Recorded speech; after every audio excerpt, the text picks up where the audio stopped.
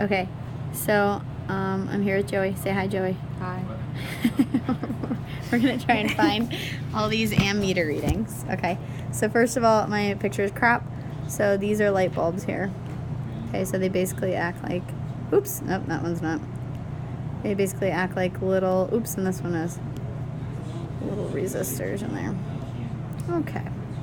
So we're gonna go try and find each of the ammeter readings. In order to do that, we're gonna have to combine some stuff, okay? So this is based off of a challenge where they said each bulb was 10 ohms, okay? And I'm kind of expanding on that. So in order to deal with these, which are called combination circuits, we need to combine anything we can. So first of all, do you see anything that we could combine? These both. Okay, so she's like saying this guy and this guy? Yeah. Okay, good. You don't mind being on this, do you? No, Too late okay. now? Okay, so we can combine those guys. So when we do that, this becomes basically, oh my gosh, okay. Boop. Boop. Oh my gosh. Okay, so this is now 20 here, 10, 10, and then over here we have 10. Okay, now what could we combine? So like if you go this way, would you combine these two? You can't, you could combine these actually. So she's saying, could we combine this guy and this guy? Yeah, doesn't seem logical because these are on opposite sides But from like each other. you always have to pass through this one, you always have to pass through that one. Exactly. So that's what we would say. These guys are in series to one another. So basically, that's a really smart idea. I didn't even see that one, honestly. So we can take those two and combine them into one giant one. 20. Okay. Boop. And this guy's 20 over here. Okay.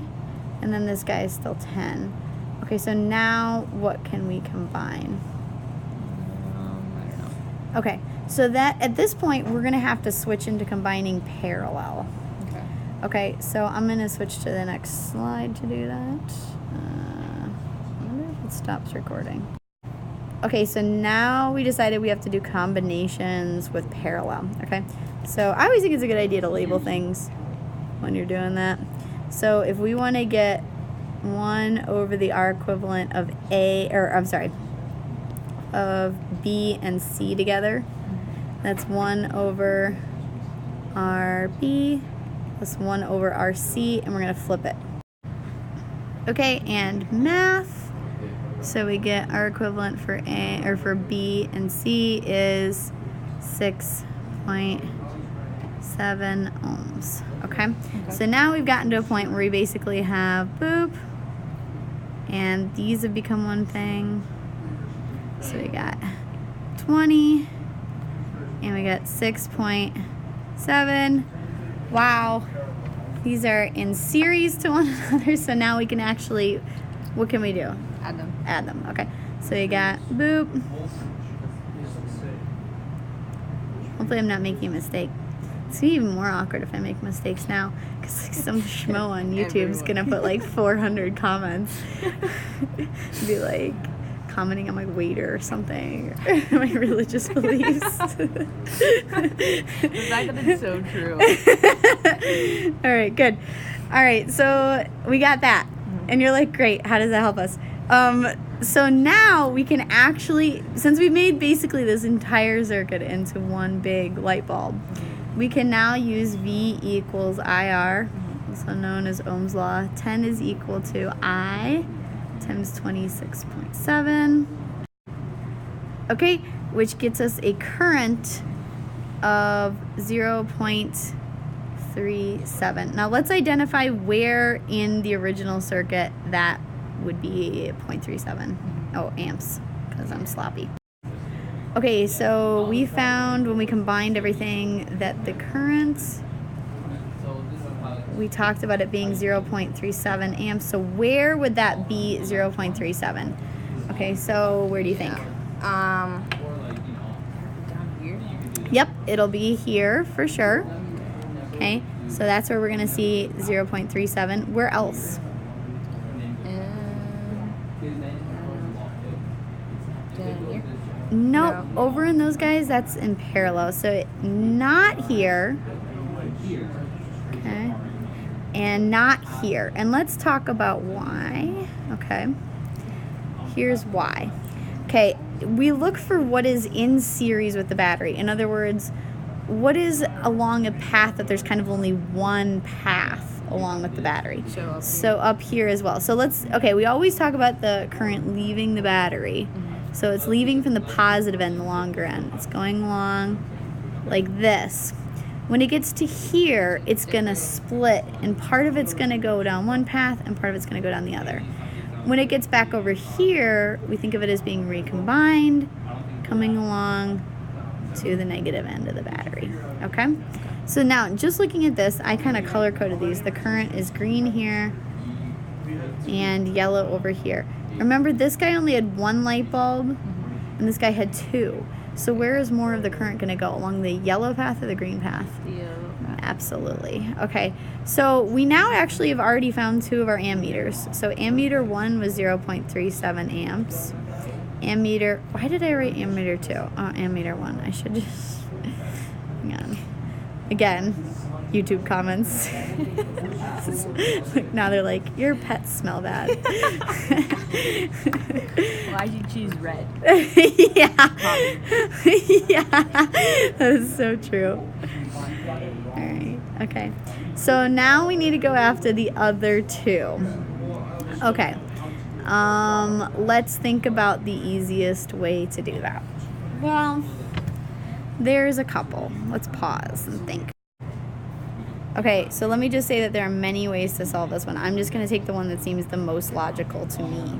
Okay, so what I would do is I would remember the fact that as you go around any loop, you have to kind of you're going to have to equal the total voltage in that loop. Okay, so we start out with 10 here, and so we're going to go through these little drops along the way. So I'm going to focus on going around like this. Like I'm going to go 10 volts, and then I'm going to go through this guy, then I'm going to go through this one. Actually, hang on. I'm going to go through that guy, then I want to do this guy, and then I'm going to do this side. So for right now, it's almost like I'm ignoring that this is all here at all. Okay, does that make sense? We're just going to focus on this outside loop. Okay, so to get this ammeter. Yeah, to get that guy over there. Because I think then the middle will be easier. Okay? So, I start out with 10 volts, all right, and we got to equal that as we go around. So 10 equals. This guy had 10 ohms, okay, and we had a current going through there of this 0.37, okay, so his voltage drop there is going to be, it's going to be 3.7 volts, okay, and then plus, when I go over here, I don't know. There's like some mystery voltage drop here, okay? Don't know what it is. Plus, get over here, again, we have a current of 0.37 and we have a bulb of 10. So again, 3.7, okay? So whatever's left is whatever's gonna have to be the voltage drop up here. Okay, so this guy here is gonna have to be 2.6 volts. Okay, that's how much is going to have to drop here. Yeah, so we know that there's going to be a voltage drop of 2.6 to this guy up here. So we can say V equals IR. So 2.6 is how much this is going to drop. We don't know the current here, but we do know the resistance, like all of them, was 10. Okay, so we can do 2.6 divided by 10. And the current flowing through here is 0.26 amps. So we now have ammeter 3 is 0.26. And you're like, how could that possibly help get the other guy? Well, there's something pretty awesome. Take a look. If you had flowing in, you got this red current coming out of our battery. Woo, it's going in, okay? It's going into this point. So 0.37 goes in. Yeah. And 0.26 goes here. How much has to go down the green path? Sorry, this is such a mess.